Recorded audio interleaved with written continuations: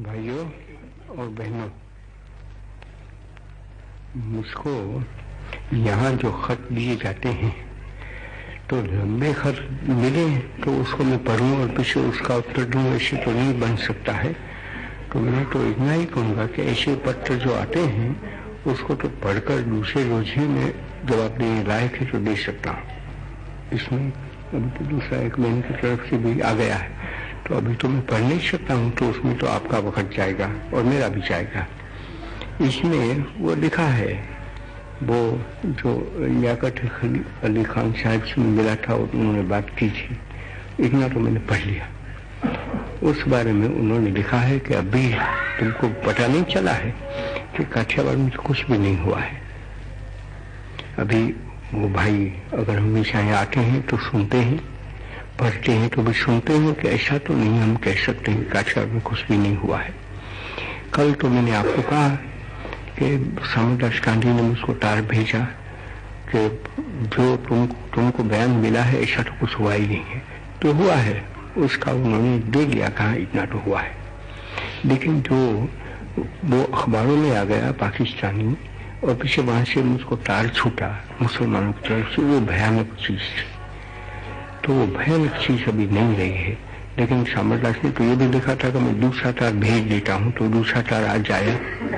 वो भी ऐसा ही कि अब तक जो मैंने तहकीकात की है उस पर से ऐसा पता चलता है कि वो नहीं शाही हुआ है, हुआ तो है, और वो भी जब सरदार यहाँ आ गए उसके बाद तो कुछ नहीं हुआ। कहने का तो मतलब ये था ना कि सरदार आए, सरदार ने लोगों को भड़काया और पीछे ये सब हुआ। लेकिन सरदार आ गए उसके बाद कुछ हुआ ही नहीं है, तो शक्ल तो बदल जाती है। लेकिन सामरदास ने मुझको ये भी लिखा कि मैं तो मुसलमान भाइयों से भी कहूँगा, उनको मैं पहचानता हूँ, उनको कहूँगा कि ऐसा क्यों आप लिखते हैं। तो आज वो मुसलमान भाइयों का आ गया जिन्होंने मुझको तार भेजा था, जिस बारे में मैंने आपसे सुनाया था, उन्हीं लोगों ने आज तार दिया है, सब के सब, कि जो हमने तार दिया उसमें गलती थी, अतिशयोक्ति थी, इतना हमें कबूल करना पड़ेगा। दूसरा वो लिखते हैं कि पाकिस्तान के अखबारों में जो चीज इतनी आई वो तो सब गलती है, ऐसे हुआ नहीं। उसमें ये भी दिया था ना कि इतना नुकसान हुआ है, वो भी नहीं है।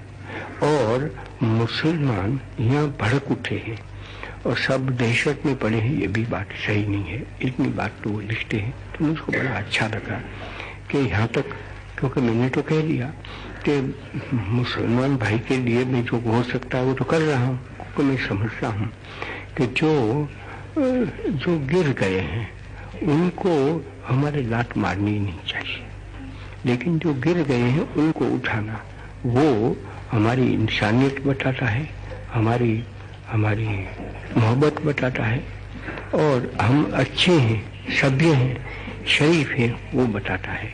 तो मेरे से तो हो ही नहीं सकता, कोई दुश्मन भी हो, मेरे तो कोई दुश्मन है ही नहीं, लेकिन दुश्मन भी हो और वो गिर गया है, तो गिरने में दूसरा तो था नहीं। लेकिन जो एक बड़ा ख्वाब उनके दिल में हो गया था कि हाँ पाकिस्तान होगा तो सब कुछ हम कर लेंगे, ऐसा नहीं था कि जिस जगह पे पाकिस्तान होगा वहाँ सब कुछ होगा, और पाकिस्तान के बाहर तो मुसलमान मर गए, जिंदा रहे, उसको कुछ नहीं। तो वो बचा सकते थे, बचा नहीं सके। क्या बचा गए? इतनी एक समुंदर भरा है हिंदू का, जैसे समुंदर भरा है मुसलमानों का पाकिस्तान में, तो वो चंद हिंदू और सिख रहे, उसको मार डाले, उसको डरावे और उसको वहां से हटा दे। तो एक नहीं होने के लायक चीज हो गई, तो वहां से वो हिंदू सिख हट गए, क्योंकि हटना थोड़ा चाहते थे। आज भी मेरे पास खत आए हैं सिखों के, है मेरा ख्याल है कि हम तो वहीं जाना चाहते हैं, और सिवाय वहां जाने के हमको चैन नहीं हो सकता है। कैसे चैन हो? मेरे पास माना कि 1000 एकड़ जमीन पड़ी है, और वो भी लायलपुर में पड़ी है, कनाल के नजदीक, और वहाँ मैंने खूबसूरत खेत बना लिया, बगीचा बना लिया। वो छोड़कर मैं चला हूँ, तो क्या मुझको नहीं होगा कि मैं वहाँ जाऊँ और वहाँ जाकर वो कब्जा, उसका बगीचा का, खेत का कब्जा लूँ, और पीछे और भी मैं वहाँ केले पकाऊँ जो कुछ भी वहाँ पकता है, पहले कपास हो तो कपास सही, गेहूँ हो तो गेहूँ सही, जो कुछ भी हो मैं पकाऊं, ऐसा होना ही चाहिए, मुझको तो होगा। तो ऐसे उन लोगों को भी होता है। तो हमारी बात तो ये होती है। तो वहां से तो हुआ। तो अभी यहाँ से हमने क्या किया, इन दोनों को भी गुस्सा आ गया, सिखों को भी गुस्सा आया कि कल वहां से हम भागे और यहाँ हम वो तो खुशहाल रहे, तो देख नहीं सकते, तो बुरी बात है, उसमें कोई इंसानियत नहीं है। इसमें तो मैंने तो कहा है कि वो तो हैवानियत है कि एक आदमी बुरा करता है तो हम भी बुरा करें। एक आदमी बुरा करता है तो उसका बदला तो हम अच्छा करके ले लें। अच्छा का मुकाबला, अच्छा की नकल हो सकती है, बुरा की नकल कोई करना ही नहीं चाहिए। बुरा की नकल क्या करना है, बुरा देखा तो उसको छोड़ देना, ये हमारा काम है, ये इंसान का काम है। तो मुझको अच्छा लगता है कि काठियावाड़ से मुझको ये तारा गया। और अभी तो मैं मुसलमान भाइयों से और कहूँगा कि इस तरह से होता है तो एक चीज बन गई है, उसकी भी आधी करके बताओ, पाव करके बताओ, लेकिन एक की डेढ़ी मत करो, 2 गुनी मत करो, 10 गुनी क्या करना था। और पीछे सारी दुनिया में डांडी पीटना, दुनिया क्या करेगी। दुनिया अगर काठियावाड़ के हिंदू बिगड़ जाए, और वहाँ तो कम सिख है लेकिन अभी तो चले गए हैं थोड़े सिख, तो वो बिगड़ जाए और पीछे माना तो मुसलमानों को मारना शुरू कर ले, अब शुरू कर ले, तो उसको दुनिया आकर क्या बचाने वाली थी। वो कर सकती है, दुनिया सजा दे, दुनिया कहें कि इस कारण तुमने आजादी पाई है, चलाओ हम तुम्हारे पास से छीन लेते हैं, वो सब बन सकता है। लेकिन जो चले गए वो तो जिंदे नहीं हो सकते हैं। इसलिए मैं तो कहूँगा कि हम कोई चीज को बड़ा कर न कहें। जो हमने दुख पाया है तो उसको बड़ा कर न कहें। दुख है वो तो दुख है, वो तो मिटने वाला नहीं है, तो उसको छोटा करके कहें। दूसरों का भला है उसको बड़ा कर कहें, दूसरों का बुरा है उसको छोटा करके कहें। ये करें तो हम इस दुनिया में काम कर सकते हैं, रह सकते हैं। तो मुझको तो ये आपको खबर देनी थी कि इस तरह से तो मुझको खबर आई है। अभी भी मुझको तो और पता चल जाएगा तो मैं आपको खबर दूंगा। तो वो जो भाई ने लिखा है उसमें ये तो आ गया, पीछे उसमें क्या लिखा है वो मुझको पता नहीं है, देख लूंगा। उसमें से कुछ कहना है तो पीछे मैं आपको कल सुना दूंगा। अभी एक बात मुझको आपको कहने की है, तो वो तो आपके साथ तो कोई ताल्लुक नहीं है, लेकिन आपके मार्फत से किसी दूसरों को कि मैंने कह तो लिया है ब्रजकिशन जी को कि 6 तारीख से 13 तारीख तक जो लोग मुझको आते हैं तो 2 बजे से तो शुरू होता है, और 2 से पहले भी हो जाता है, लेकिन 2 से तो बस होता ही है। तो 5 बजे तक चलता रहता है, 5:30 बजे तक। तो मैंने कह दिया कि अभी किसी को मत दो इतने दिनों तक कि किसी को मिलूंगा। तो इसका मतलब ये नहीं है कि मैं कोई बीमार पड़ गया हूँ इसलिए नहीं मिलना चाहता हूँ, या तो कोई मैं शौक कर लेना चाहता हूँ इसलिए नहीं।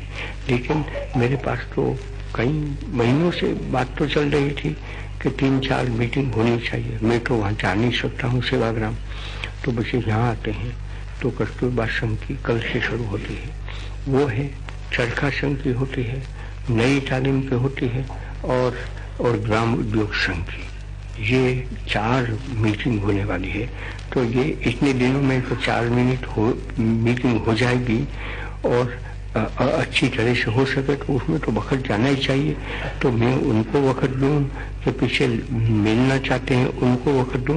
तो मैंने कह दिया कि इतने दिनों तक आप मुझको पर मेहरबानी करें कि मेरे पास से वक्त न मांगे, बाद में मांग सकते हैं जब ये मीटिंग खत्म हो जाए उसके बाद।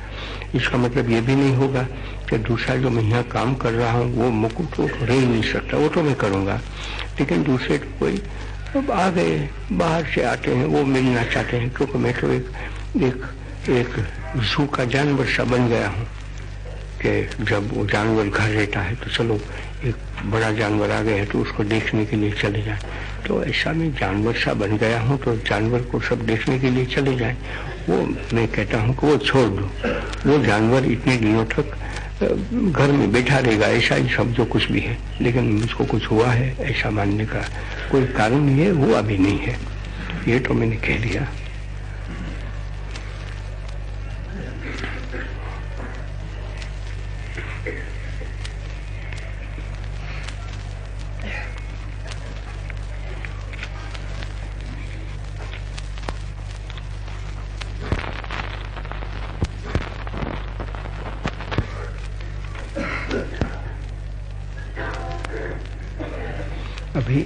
एक बात आपको कहनी चाहिए, मैं तो कह तो चुका हूँ, जब बातें तो चल रही है कि कपड़ों पर जो अंकुश है, कंट्रोल है, वो छूट जाएगा, खुराक पर जो है वो भी छूट जाएगा।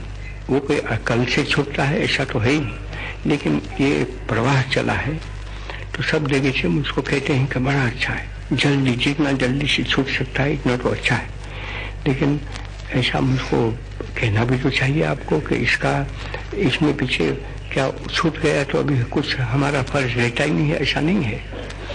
जब वो छूट जाता है तो जो इस बारे में व्यापार करते हैं उनका फर्ज तो पैदा हो जाता है। आज वो कुछ भी करें, वो कहें, उनको कहें, मैं घनश्याम दास को ही कहूँ कि आपके मिल में कपड़े क्यों ज्यादा नहीं होते हैं और क्यों लोगों को नहीं देते हैं, तो वो तो मुझको कह सकते हैं ना कि मैं कहाँ पैदा करता हूँ, मैं तो एक मजदूरी कर लेता हूँ।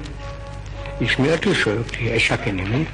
तो जो भूकंप होता है वो कपड़े पैदा होते हैं, जो दाम वो कहते हैं वो दाम से बेचा जाता है और वो सारा का सारा ले सकते हैं, नहीं ये तो न ले सकते, ऐसा होता है। तो अभी जब वो अंकुश उठ जाता है तब पीछे घनश्याम दास क्या करेंगे और ऐसे दूसरे जो मिल के मालिक है वो क्या करेंगे? क्या तब तो उनको छुट्टी मिल गई कि लोगों को लूटना है? तो ऐसा नहीं है। अगर ऐसा होता है तो मेरी तो बड़ी निरामत होने वाली है, क्योंकि अभी तो ऐसा ही माना जाता है कि वो अगर छूट गया तो मैंने इतना आंदोलन किया इस कारण छूटेगा क्योंकि मैंने तो हिंदुस्तान की काफ़ी खिदमत की है। जो लोग पढ़े हैं वो हुकूमत में, वो सब मेरे भाई बहन दोस्त पढ़े हैं, तो वो वैसे कहें कि अच्छा वो कहता ही है कि वो छोड़ो इसलिए छूट जाता है, तो ऐसे तो किसी को मैं तो कहता ही नहीं कि छोड़ो। कितना भी बड़ा मैं हूँ, कुछ भी बात में करूँ, अगर वो बात हमारी हुकूमत है उसको नहीं जचती है, लोगों को नहीं जचती है, क्योंकि लोगों के मार्फत से, लोगों के नाम से वो हुकूमत काम कर रही है। तो अगर लोगों को ये नहीं जचती है, लेकिन मैं कहता हूँ इसलिए तो होने दो, तो ऐसा तो मैं हूँ नहीं। मैं कोई थोड़ा भगवान बन सकता हूँ कि जिससे कहूँ चलो इसको अच्छा ही है। मैं तो तर्क कर लेता हूँ, अनुमान करता हूँ, मेरा अनुभव है वो देता हूँ और कहता हूँ कि वो कपड़ों पर, खाने पर, दूसरी चीज़ों पर से जो अंकुश है वो छूट जाना चाहिए। उसका मतलब तो ये है कि आज अगर हमारे पास 5 मन धान पड़ा है तो कल तो हमारे पास 10 मन होना चाहिए, क्योंकि हम दबा कर बेच गए हैं ऐसा मैं मानता हूँ। किसानों के पास है, अगर किसानों के पास धान सचमुच नहीं है और हिंदुस्तान को पहुंच नहीं सकता है तो हिंदुस्तान को भूखों ही मरता है। तो मैं कोई ऐसा बेवकूफ़ आदमी तो नहीं हूँ कि हिंदुस्तान को इस तरह से भूखों मरे और मैं बेचे देखता रहूँगा, अच्छा मरो, मरने से बड़ा अच्छा है। और मुझको तो घनश्याम दास मेरे पास मेरे लिए बकरी का दूध तैयार करते हैं, गेहूँ चाहिए तो मुझको दे देते हैं, भाजी देते हैं, तरकारी देते हैं, फल देते हैं, तो मैं तो आराम से खाता रहूँ। और क्या आप समझते हैं कि मैं ऐसा कर सकता हूँ कि लोग भूखों मरते रहें? मैं तो करता हूँ और मैं कह रहा हूँ, क्योंकि मैं ये मानकर बैठा हूँ कि हमारे किसान लोग वो उनके पास पड़ा तो है लेकिन उनको दाम नहीं मिलता है कि जिससे वो खाना भी खा सके। तो इसलिए कहते हैं कि हम दाम, वो अनाज वो रखो जितना सरकार हमारे पास से मजबूर करके ले सके, जितना निकाल सके उतना दे दो, बाकी तो जब छुट्टी होगी तब हम बताएंगे कि हमारे पास है और आपको देंगे। तो एक तो मेरा ये मानना है, दूसरा ये मानना है कि हमारे व्यापारी है, उन लोगों ने जब हमारे हाथ में ताकत नहीं आई थी, हम आसान नहीं बने थे, तब तो हर एक किस्म का नखरा करते थे, हर एक किस्म का पैसा लोगों के पास से ले लेते थे। लेकिन अभी तो उनके लिए एक कौड़ी भी इस तरह से लेना हो तो हराम बनना चाहिए।